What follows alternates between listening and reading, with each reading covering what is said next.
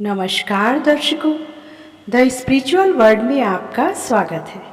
यूँ तो आप अनेकों बार भगवान कृष्ण की जन्म कथा सुन चुके होंगे, पढ़ चुके होंगे, लेकिन उनके रूप की छवि इतनी मोहक है कि बार बार देखने को मन करता है और कथा इतनी रोचक है कि बार बार सुनने को मन करता है। तो आइए एक बार फिर से इस पौराणिक कथा का आनंद लेते हैं। भगवान कृष्ण का जन्म भाद्रपद मास में कृष्ण पक्ष की अष्टमी तिथि को रोहिणी नक्षत्र में रात्रि के 12 बजे हुआ था। श्री कृष्ण के जन्म दिवस को विश्व भर में कृष्ण जन्माष्टमी के रूप में मनाया जाता है। वे माता देवकी और पिता वासुदेव की 8वीं संतान थे। कहा जाता है कि द्वापर युग में मथुरा में उग्रसेन नाम के राजा राज करते थे। उनका एक आतताई पुत्र था कंस, जिसने उनका राजपाट छीन लिया और स्वयं मथुरा का राजा बन बैठा। कंस की एक चचेरी बहन थी देवकी, जिसका विवाह वासुदेव नाम के यदुवंशी से हुआ था। कंस अपनी बहन से बहुत प्रेम करता था। विवाह के उपरांत जब कंस अपनी बहन और बहनोई को रथ में बैठाकर और स्वयं ही रथ चलाकर उसकी ससुराल पहुंचाने जा रहा था, तभी मार्ग में आकाशवाणी हुई कि हे कंस, जिस बहन को तू इतने प्रेम से ले जा रहा है, उसी के गर्भ से उत्पन्न 8वां बालक तेरा काल होगा। इतना सुनते ही कंस क्रोधित हो उठा और देवकी को मारने के लिए तत्पर हो गया।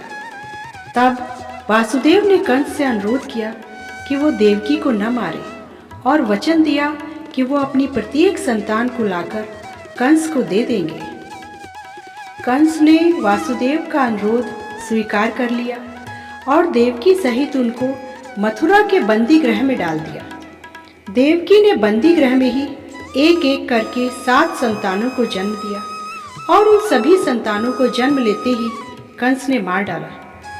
जब 8वां बालक जन्म लेने वाला था तो कंस ने पहरा और भी सख्त करवा दिया। जैसे ही देवकी ने बालक को जन्म दिया, उनके सामने शंख, चक्र, गदा और पद्म धारण किए हुए चतुर्भुज भगवान विष्णु प्रकट हुए। भगवान विष्णु ने बताया कि उन्होंने ही देवकी के गर्भ से बालक के रूप में जन्म लिया है, ताकि पृथ्वी से अधर्म का नाश हो सके। आगे उन्होंने कहा कि हे वासुदेव, तुम इसी समय मुझे अपने मित्र नंद के घर वृंदावन में छोड़ आओ और उनकी पत्नी यशोदा ने जिस कन्या को जन्म दिया है, जो कि वास्तव में एक माया है, उसे लाकर कंस को दे दो। इतना कहकर भगवान ने पुनः नवजात शिशु का रूप ले लिया।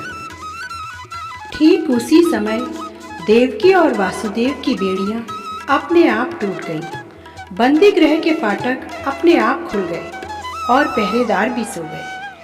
अब वासुदेव नवजात शिशु को सूप में रखकर अथाह यमुना को पार करने के लिए निकल पड़े।